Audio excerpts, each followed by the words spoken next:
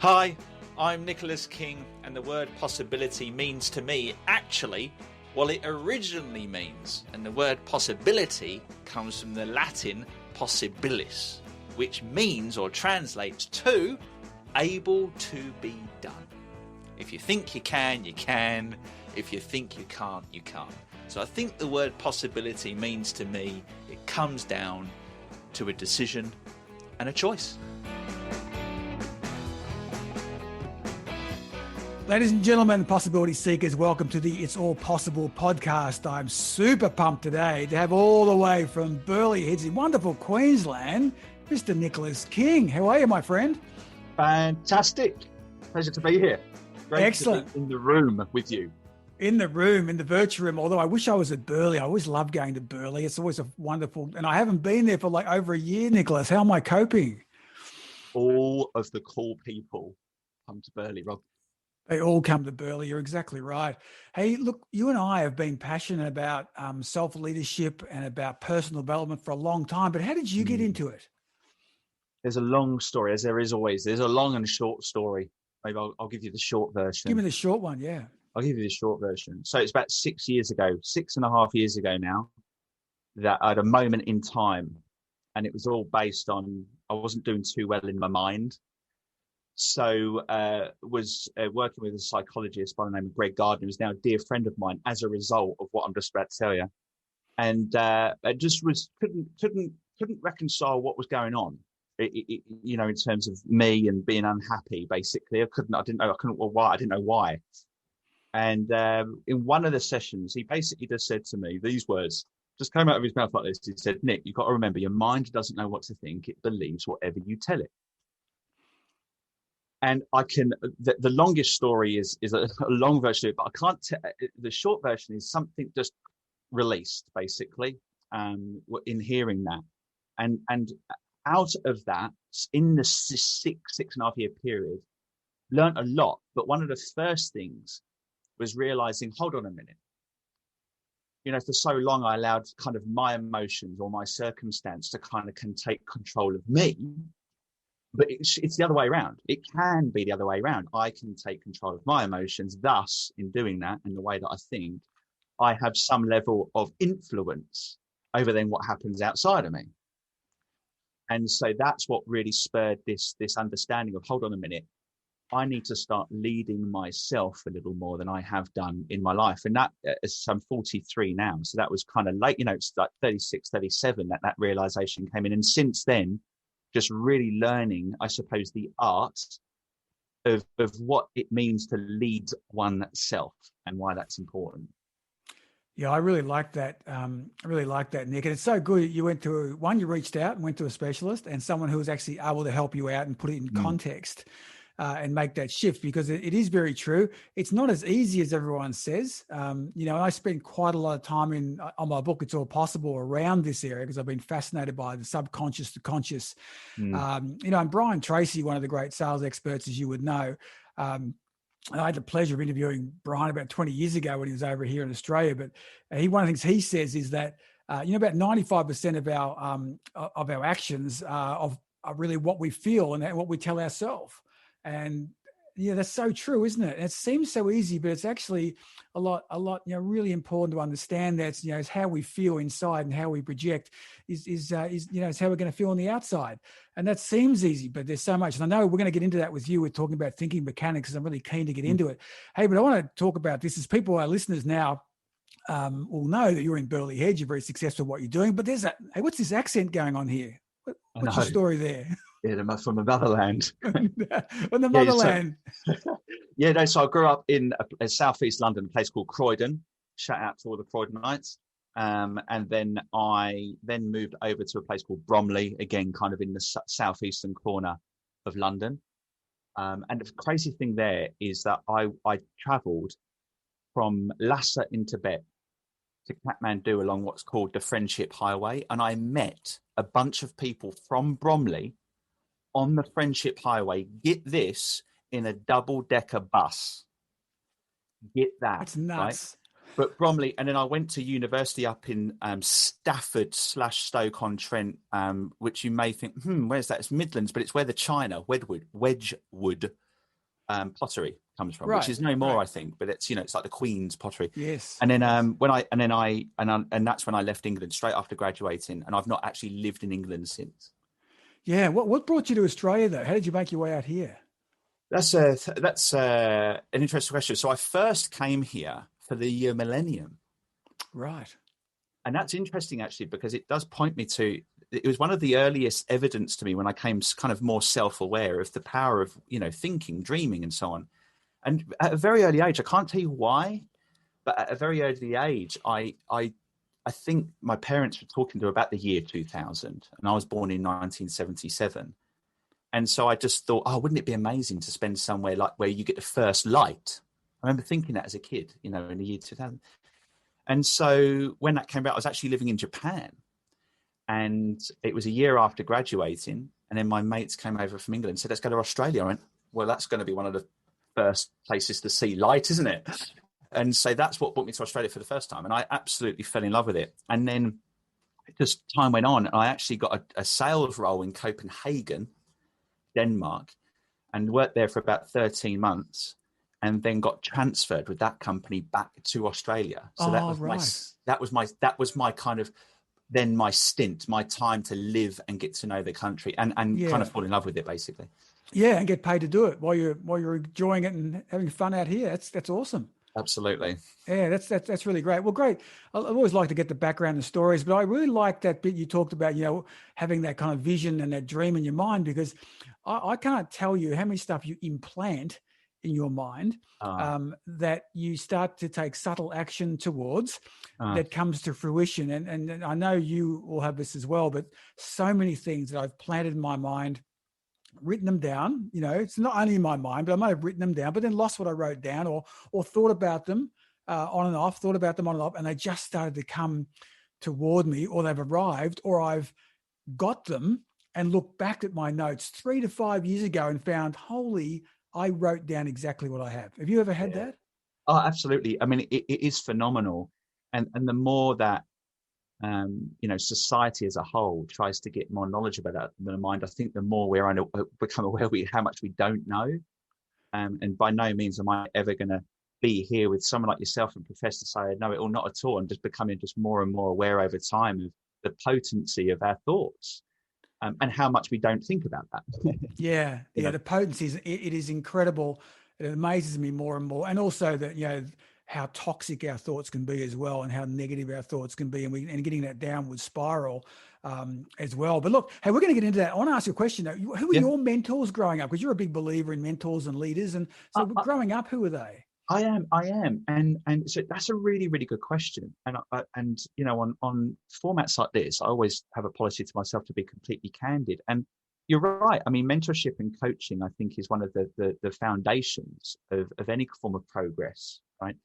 And I was only listening to a podcast yesterday where, it was Jim Collins from Good to Great, right? Yes. And he was talking about his mentors are actually the books, and he reads specifically autobiographies. And so, life stories, he finds they're such a great form of mentorship. And the reason I say that is because early on, I did have mentors. I was actually a caddy. My first job when I was 14 is I caddied at a private golf course in the UK, meaning back then, the green fees were tens of thousands of pounds. Right. So it was quite kind of ultra rich that attended the course. And so we're talking about that head of Porsche UK was there, an ex-senior director within Safeway supermarkets. And I actually caddied for a lot of these business people. And I did that. Now, Nick, I have to ask you a question here. Was watching the movie Caddyshack part of your training? Absolutely. Were you Danny? So you were the Danny of the... Yeah, it really was. And there was a Caddyshack, and there was a caddy master as well. And that's where we were going to get. I mean, it's phenomenal. And so I love that movie.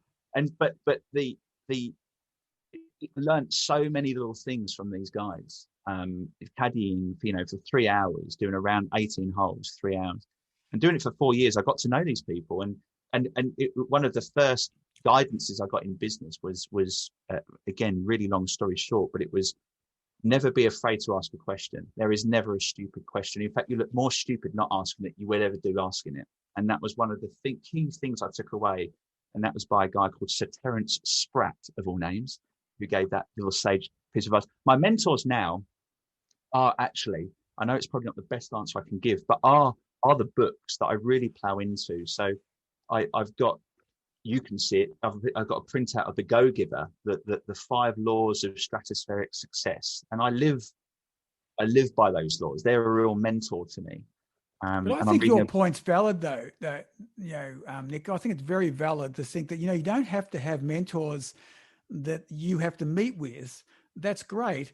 But sometimes your mentors can be ones of people who've passed. There can be those autobiographies, those biographies that are written that you can get, you can look back at those. You might have a series of books or stuff you love, would be it Jim Collins, be it stuff from Jim Rohn, it might be stuff from Tony Robbins. It doesn't matter. Your chances of meeting Tony are very high.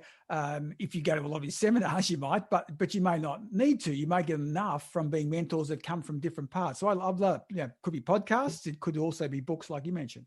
Yeah. I mean, the other thought I have on it, though, is that as you look at that wheel of life, financial, spiritual, physical, then I kind of made a decision to say, well, I'm actually going to get like a coach or a mentor for each section, because I don't think one person can do it all. Right. Agree. And so my brother, for example, shout out to Andy King, he's extremely good and very, as is my sister-in-law, my wife's sister. So they're kind of our financial mentors, if you will.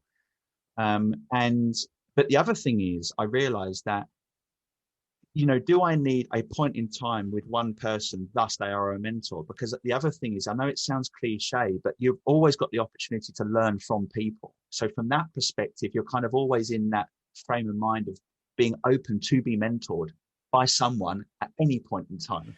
Yeah, I think right? I think always that's right. Keep learning from them. Yeah, and that's that growth, having a growth mindset.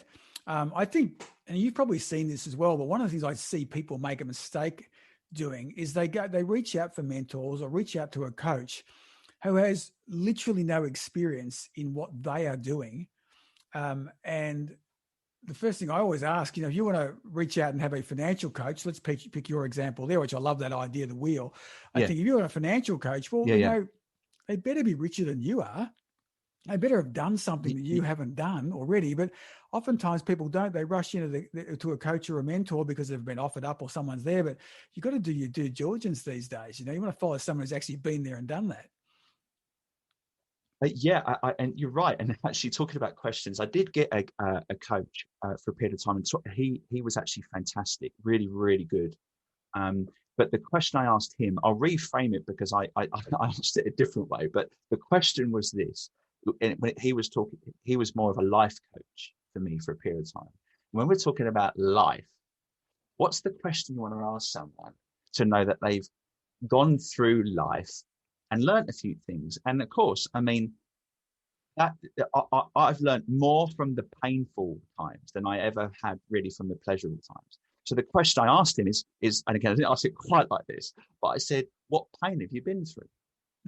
In fact, the word I began with an S and it ended with a T. But nonetheless, I said, what pain have you been through? Explain to me that. And based on what he told to me, I went, you're hired. Because I know that through a process that he went through, I'm thinking there's going to be some sageness in there, right?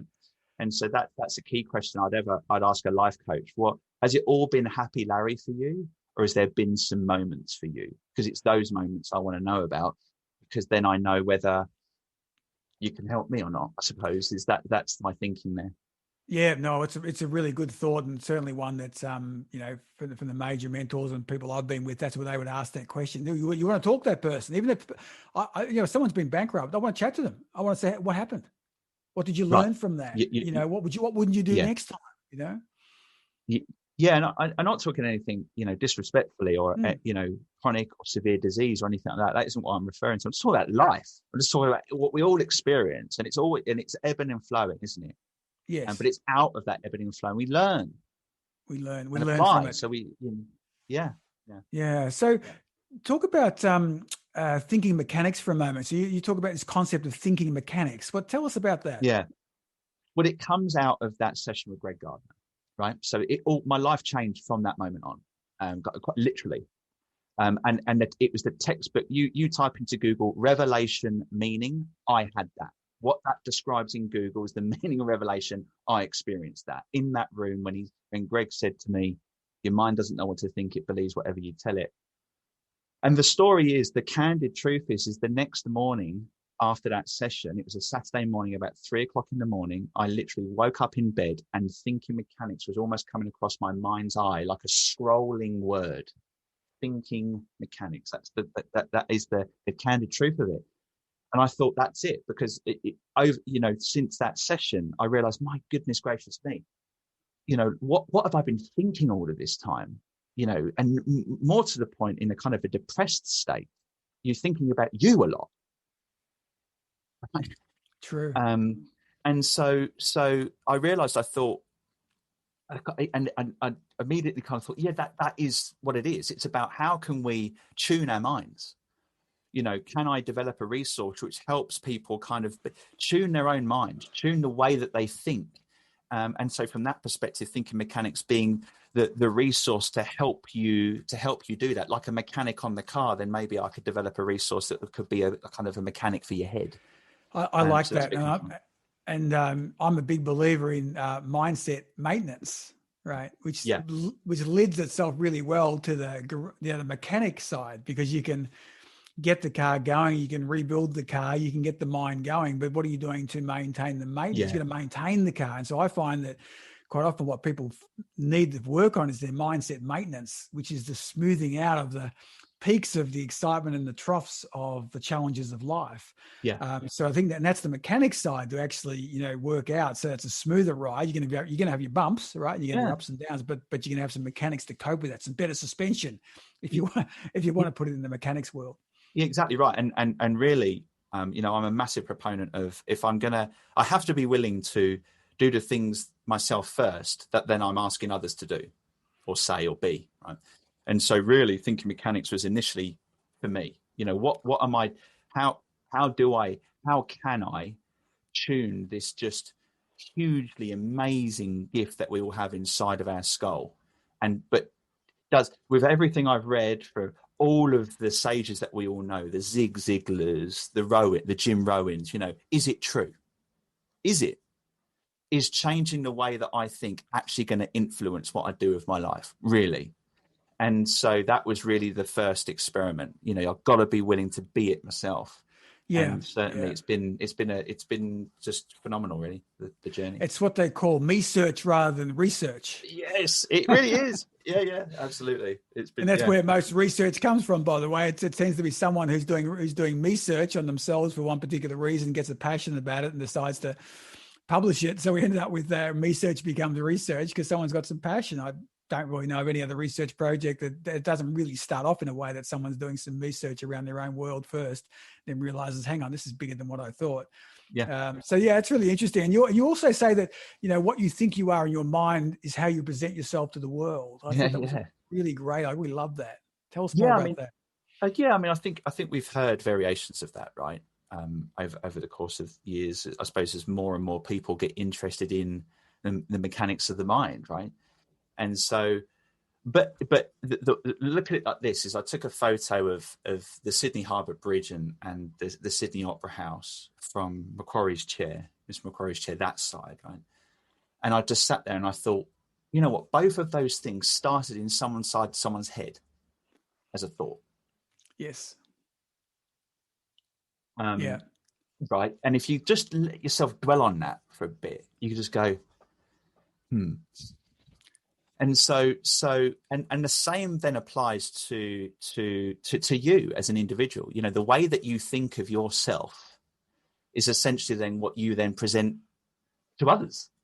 Yeah, that's a really great concept. And I'll take you on your first one. I remember when they you may have heard the story of Walt Disney. Yeah. That when they finished Disneyland and Walt had passed away, and someone said, "Oh man, isn't it such a shame that Walt didn't get to see it finished?" And the other person said, "But he did. And that's why it's here." And it's true, isn't it? It's very true. It really is that it's fascinating. I remember this moment. I was on the plane back to England a few years back, and I was reading the book from Joe Dispenza, Changing the Habit of Being Yourself. And I love that title every time I say it. Changing the habit of being yourself is just so true in it, because we're just walking, talking habit machines essentially. And but in the book he talks about, I don't know whether I think it's René Poch, who's a French researcher, and he talks about the power of where you focus your mind. And it was this fascinating research. And it actually got was it defunct or just not believed in? But nonetheless, what it was is it's called Poch's chicks. Right. And basically the experiment was this, try and be really brief, is he built this little what can I say, track or area, and he had a robot which was mathematically designed or programmed, to follow a random path, completely random. And then what he did is he put these chicks in a cage at one end and then just set the robot off, and then he tracked the robot's path. And of course, the path was random, didn't do anything. Then what he did is he put, it was random. And then what happened, when he hatched these chicks, what he did is that when the chicks hatched, the first thing they saw was this robot. So they say that, the first thing a chick sees is essentially what it attaches to, right? And so they attached to this robot. And then so he put the chicks in one end of this arena thing, set the robot off, and then tracked its path. And in the second experiment, the robot gradually was getting closer and closer and closer to the chicks. And the only thing that was influencing them was the focus of the chicks on this thing that they'd attached themselves to. Right. Now, of course, back in the 1950s, I think is when the experiment was. Back then, of course, that kind of stuff was a bit like, ooh, yeah, right, sure, man.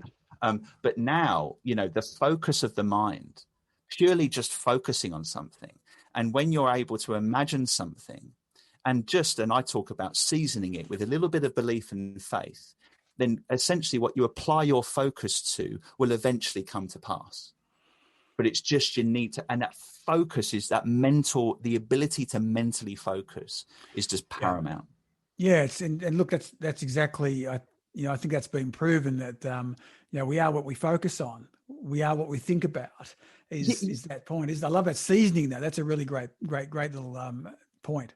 And I suppose the other one, that we all seen is the Olympians, especially the bobslayers, that, are at the top and they're imagining going through the course, and so, whether that was ever based in, deliberate science, or it was just someone thinking, oh, maybe I'll just imagine myself, whatever, it obviously works. There's obviously some law to it that means it's assisting them then perform it in the physical world.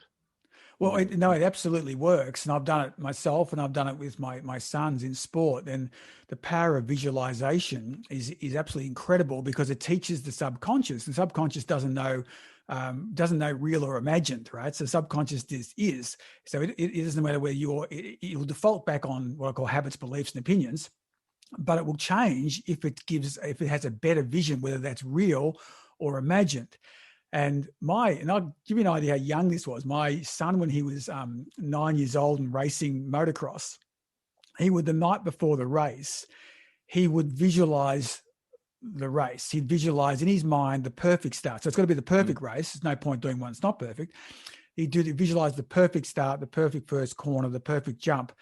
And I can't tell you the amount of times that he would yell out from his bedroom going, "Have you checked the rear tire pressure?" Right? And because what he was doing, what the mind will do is go, okay, if I'm going to get the perfect start, if the tire pressure is too low, I'm not going to get enough grip, or it'll wobble on the rim. And so the brain would go, in order to be first in the first corner, you're going to need grip. Has the tire pressure been right? And so the mind would work its way towards ensuring that vision became real. Yeah. And that's why the bobsledder will do that visualization of the perfect thing. Tiger Woods has done it. Tiger Woods was well known. Someone said to him, what happens when you have a miss, right? You miss the shot. He said, I replay that shot as perfectly as I can, and then I move on. I don't want to think about anything else. I want to leave the mind with the perfect shot. Even though I botched it and stuffed it up, I'll run it through my mind, either then or at the end of the day, of exactly how it should have gone, and then I move on from it. because I want to leave the mind with how that shot should actually be.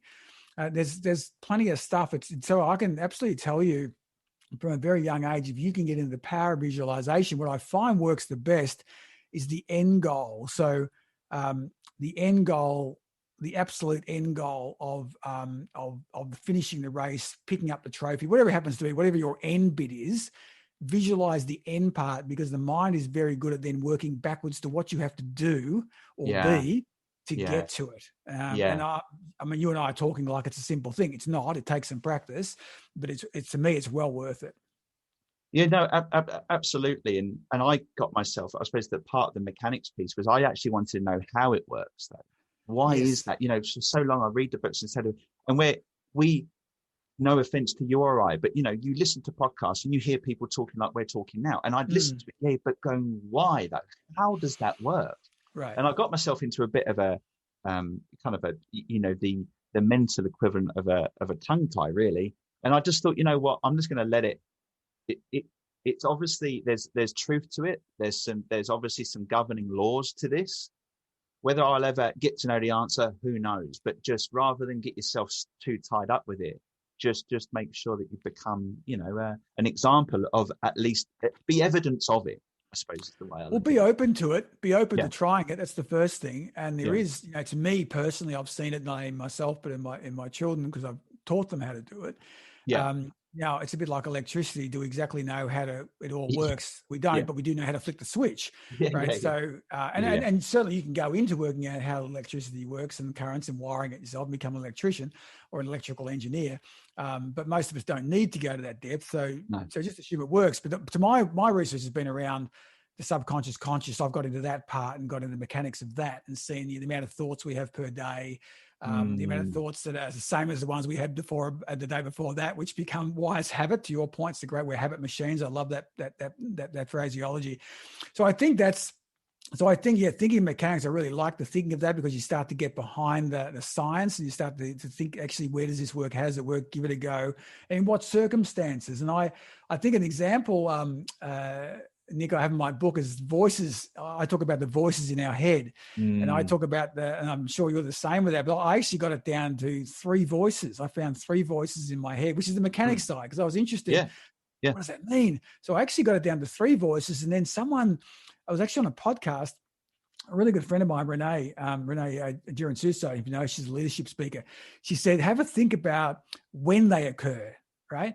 And then I started studying the patterns of when each of the voices occurred. And that was a bit of a game changer for me, because then I was able to take action towards the negative voice. When did the negative voice occur? And I became self-aware, almost looking back on it, hearing it and going, you know, it's funny, it occurs in the morning at this time and late in the afternoon. What can I do to counteract that? And then I came up with strategies, which is like mechanics, to anticipate it and then to do something different, be it exercise or music or whatever. That's just me, but it's different for different people.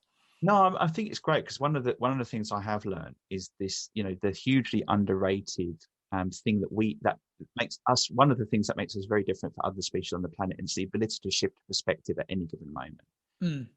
And it is that ability to, I suppose, have that kind of, in a way, that mental out of body experience, observing the way that you are thinking. And go, why am I thinking that way right now? Yeah. Why do I have a problem with that? Or why am I acting this way in this situation? And in every other situation, I don't act that way. What's going on there? Yes. And so it is, perspective is such an important component of being able to tune your thinking. Yeah. Yeah, I like that. Tuning your thinking. Sometimes you need someone to call it out to you. You know, sometimes that's where the mentor coach can come in to actually help you see that what you can't see.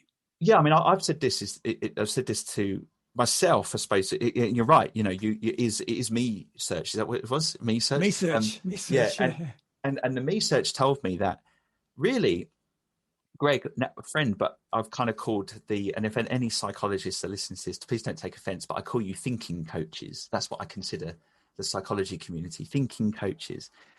And basically, all Greg did is he made me become aware where I wasn't aware before. That was the enlightening experience. And I realized that awareness is really the precursor to solving a lot of mental anguish. It's when we're just not aware. Yes. You don't know what you don't know.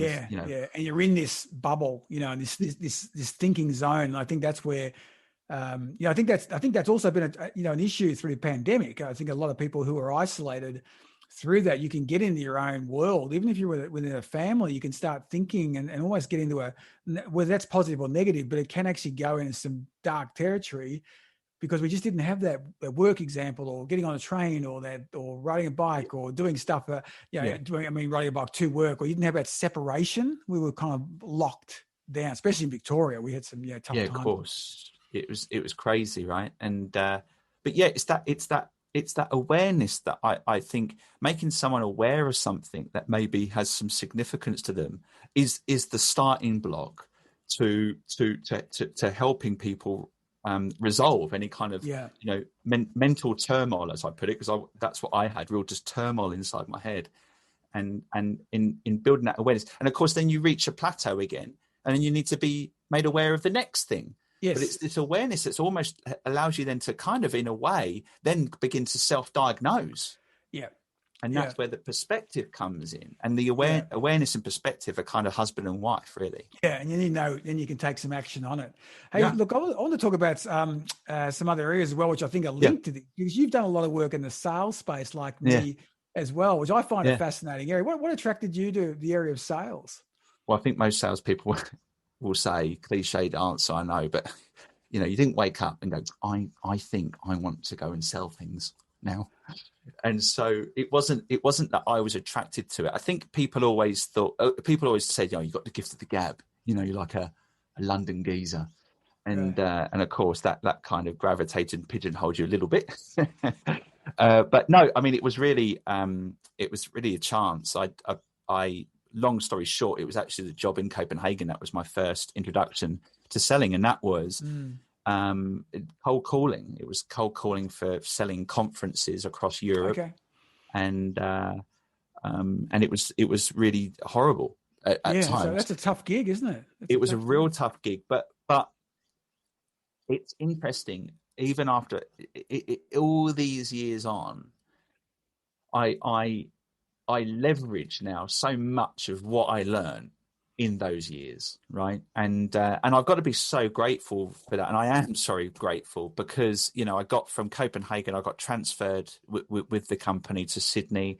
Then I had some time managing an office in New Zealand. So was able to, again, complete something that I'd planted way back in Japan a few years before, saying my good friend at the time gave me sunglasses, said I want them back. And he's a Kiwi. So I actually was able to give him his sunglasses. Fantastic. And so, and then I went back to Japan, and that's where I met my wife. She's not Japanese, but she was living in Japan at the time. And so I was able, with that role, was able to get around and get to know a lot of the world and get some experience selling across, different cultures. I lived in India for 6 months. And that was amazing experience. So, but now, I mean, it's crazy, of course, because LinkedIn wasn't there. Cold calling, you're in the office at 7 a.m. doing your research to get the leads that you're going to call that day. So your willingness to work hard, work early and late, essentially was what put food on the table, literally. It was all effort, wasn't it? It was effort and learning. You made up with effort what you lacked in skill. And none of this social selling shenanigans. But not that I'm being disrespectful to that. But it wasn't there. So it was learning the art of having a discussion and getting someone to speak when they don't know you from a bar of soap. And isn't it? I find it fascinating you said about social selling stuff. And I think it's in some ways back then it was probably easier because we had one channel. I just got this new research from Hootsuite. I don't know if you've seen it, but it's the average amount of social media accounts globally that people have is 8.5. We're actually lower in Australia. We're like 7.7, but that's 8.5 average of accounts on social media that people have, and we're wondering why we're so busy. We're wondering why we can't get through. We're wondering why everyone's distracted. It's phenomenal. That's not counting email and phone calls, and text. That's just social media channels. So and I think so. I was a little bit different, Nick. I must say, I actually did wake up and say I wanted to do sales because I was an accountant. I was an accountant, and I was running treasury and taxation for Kraft in Australia. But I was always a fan of technology, and I'd come across Apple and the Apple products, and I'd introduced PCs at a couple of firms. When I was at Rio, I introduced PCs, and I introduced Apple PCs when I went to Craft as a sort of a side hustle, if you will. And then the guy from the Apple dealership said, "You know what, man, you should come and work for us. You've introduced and advocated and got us into 2 major global corporations. You should do sales." And I literally thought about it and went, "You know what? I've got an accountant. I'm single.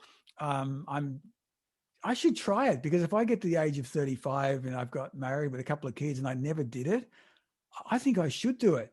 And my parents were horrified, and my boss was horrified, and everyone thought I was throwing my career away. My view was, well, if it doesn't work out in 6 months, I'm an accountant. I'll come back and pick up another job in treasury, taxation, or audit or something. And so I literally did. It sounds so weird. You're the first person who's actually put this to me. I did actually kind of wake up and go, yeah, I'm going to do sales.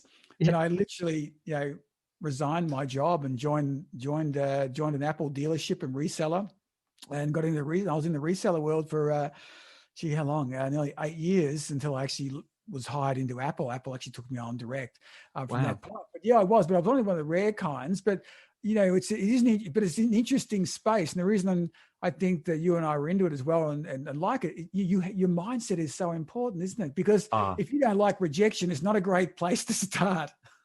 I mean, and absolutely, and I suppose that's what still interests me is, of all of the different roles within a business, I suppose I consider to be selling to be the one that's most influenced by your mindset.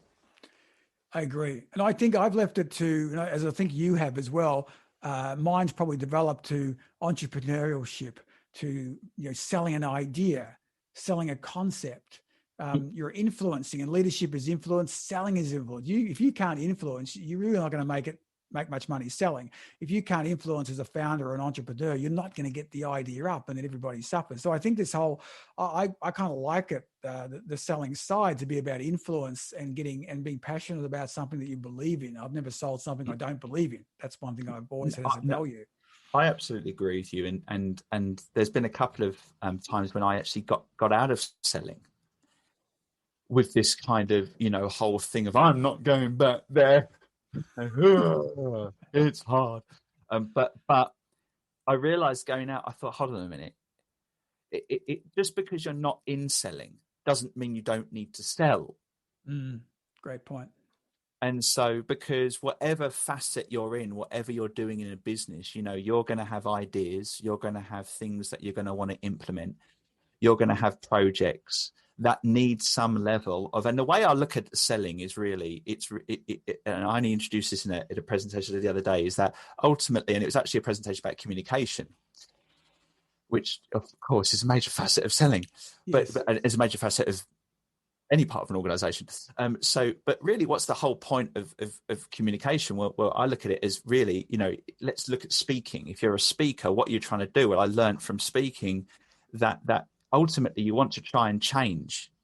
You want to elicit some level of desire to change whatever you're speaking about and presenting about. So from that perspective, is communication all about inspiring change?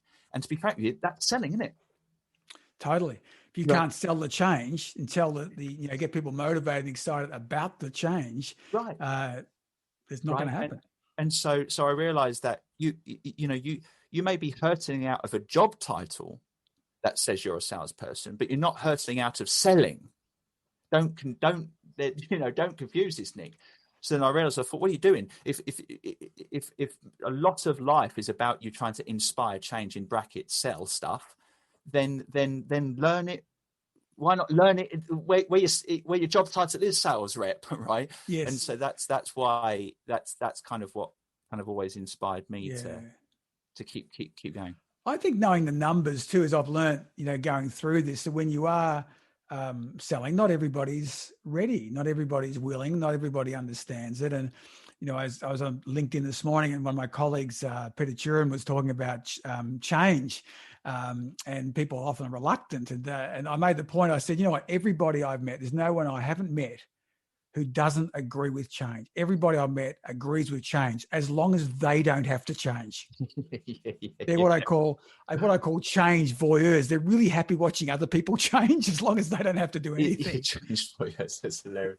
No, it is so true. And I suppose the other side of selling, not only is it quite interesting psychologically from the seller's perspective, but I mean, the whole process is hugely psychological from the buyer's perspective as well. True. And so it is a fascinating world to really begin to learn that. And that isn't playing to, and I never have played to that whole thing around, sellers being liars or manipulators. Never. Yeah, it's not about that, because most of the people you're dealing with, they're not stupid, right? And yes.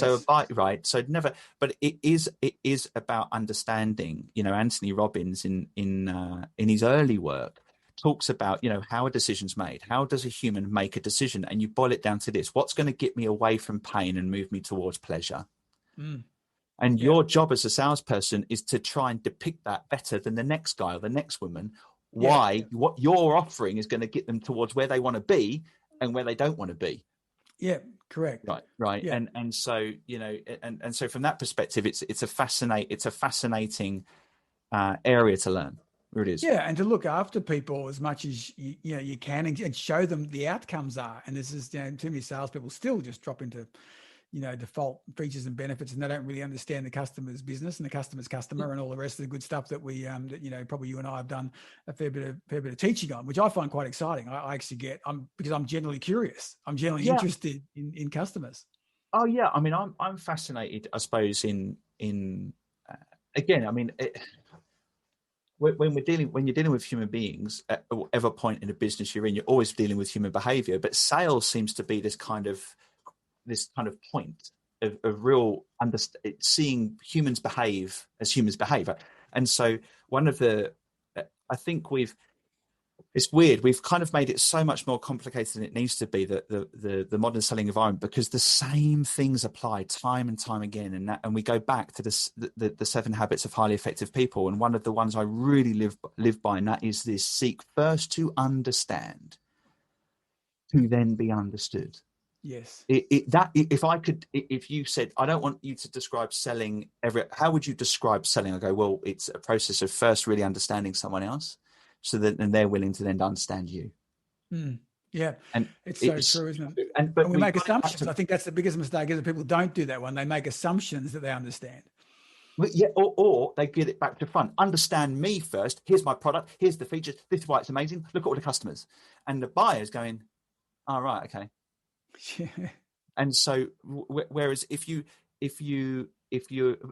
going in and saying, let me understand you, even with the mindset of saying, and we may not be the right fit for you when I find out and understand you, but let's try and get there. And there's maybe this kind of mindset of a sense of loss or giving away something, but you're not, because you didn't have it in the first place. No, right. you didn't know. You didn't know. So you've done a lot of speaking too. I was going to just talk about some of the stuff you've done with Toastmasters. You've done a lot of work with Toastmasters. How did you get involved with that? What was the attraction of Toastmasters? Again, it goes back to that time 6 years ago with my good old mate, Mr. Gardner. And what came out of it was, about a week after, just bang. It was like, I think I know what I want to do in my life. And that was, I admitted it was speaking, to be a speaker. And that's all I got at that point in time. But even when it came into my head, it was almost like this. I don't know if when people have a kind of, I did once, I nearly drowned, and it literally did happen, where the faces come rushing in. You have this kind of review of your life suddenly. It literally happened when I was about 12 years old. Well, the same thing kind of happened when I admitted to myself for the first time, I think I want to be a speaker. My whole life seemed to kind of just align. So I thought, oh, that's why I did that. And that's why I was attracted to that. And that, right. And so it all aligned. I think that's it. That's what I want to do. And so I knew, I'd been dabbling around Toastmasters. I knew what Toastmasters was all about. I look at it as, the way I describe it really colloquially is, it's the gym for speaking. And so I knew then, I thought, that's it. I've got to go to Toastmasters. So I, about, a week later, joined the club and just got on the journey. And yeah, I mean, Toastmasters has been a real gift to me. Long story short, but I applied to become one of their educational speakers at last year's international convention, which is the I mean, if only I knew, but it was in August 2019. So the day before my birthday, I was on the stage doing a 15-minute keynote about becoming a thinking mechanic, and talk about proof that your mind doesn't know what to believe. Your mind doesn't know what to think. It believes whatever you tell it. And as soon as that dream came in about speaking, I put an image up of what I would look like on stage and put becoming a thinking mechanic. So the day that it was there, and I literally was wearing what I put up there, and I had become, was just like phenomenal. So that was an amazing gift from Toastmasters to allow me to do that. And that was to about 1,000 Toastmasters over in Denver, Colorado last year. And of course, who would have known? Because this year's event was all virtual. So I was going to ask you, so how have Toastmasters moved to the virtual worlds? Is that so I'm the president of our corporate club. And we've gone fully virtual. And the great thing about that is that it means that the geographic boundary just vanished. So now, even though the club is based out of the Sydney office, we're now essentially servicing the APAC region. Oh, wow. That's great. And so what it does is it opens up what is probably one of the most established and most thorough systems to teach you the skill of speaking. And so I look at it like now it's opened up, and I look at it as the corporate Toastmaster clubs, you got the community clubs, which is what, Joe Public can just walk into. Yes. And you got the corporate clubs, and they're distinct in the sense that I look at a corporate club as really just a service. It's a service to the employees of the business. And from that perspective is very much aligned to employer success, organizational development, human resources. And because, the key thing about it is that I look at the ability to communicate with passion and enthusiasm as a competitive advantage, both for you personally and professionally. So it's an investment by an organization, because you can become more competitive as a company the more people in your organization that feel comfortable standing up in front of people and articulating themselves. I would 100% agree on. I think you get a lift. You would see a lift in wellness. You'd see a lift in passion. You'd see a lift in internal NPS, if you will. When you have more people who are who are motivated, more passionate, well-structured, better communicating leaders. Well, they go hand in hand, because one of the old, I think that the tagline's changed, but it says where leaders are made. That was one of the old taglines of Toastmasters, because I do say, in kind of when I introduce the club to, corners of the business that maybe haven't heard about us, I say, look, this is a place where you can practice the ability to communicate in public. And if you so wish, learn some of the attributes of what effective leadership is all about. Because if you can't, leadership and being able to communicate efficiently and effectively go hand in hand. Yeah, absolutely. Right. And so I get passionate. I'm passionate about Toastmasters as an organization. I think what they do is phenomenal. But what I'm actually passionate about is more the change I see in the individual. Yeah, that's great, isn't it? Yeah. That's really, when you see that, you can't help but be moved. Hey, we're last question for you. 43 now. Yeah, I think. If you and I could, get in the time machine and go back and meet 15-year-old Nicholas, what would you tell 15-year-old Nicholas? Oh my goodness gracious me! Do you know what? I think 15. I think I'm. I get very anxious and worried. Such a young head, And I think I'll give him a really big hug, and I'll whisper in his ear, just enjoy the journey. Yeah, it is. We had so much in our heads at that time, expectations, worries, concerns, even more so, I think, than today for today's 15-year-olds, when We learn so much as we go through life, don't we? And it's really not, don't worry about it so much, enjoy it. And I love the hug. It's a great one. No one's ever said that before. I think that's a really good, I love that answer. That's a really special one. So Nicholas, fantastic to talk to you. It's been absolutely awesome to get your background, what you're doing now, and all the things that you're passionate about. I love thinking mechanics, man. So thanks for your time. Been great. You're a legend, and it's really nice to spend the time with you, and thank you very much for allowing me to be on your platform. I have a real respect for this type of platform, so it's just a real joy to be able to contribute to it, so thank you very much. Hey, thanks for listening, and we hope you enjoyed this episode. Please subscribe and rate the podcast you listen to so we can continue to serve and inspire others. Remember, connect to us on all the social media channels. The Art of the Possible podcast is hosted by me, Rob Hartnett, and produced by Finn Hartnett. Connect with us directly on LinkedIn, Rob-Hartnett, Hartnett, and Finn Hartnett. This podcast is a part of the C-Suite Radio Network. For more top business podcasts, visit c-suiteradio.com.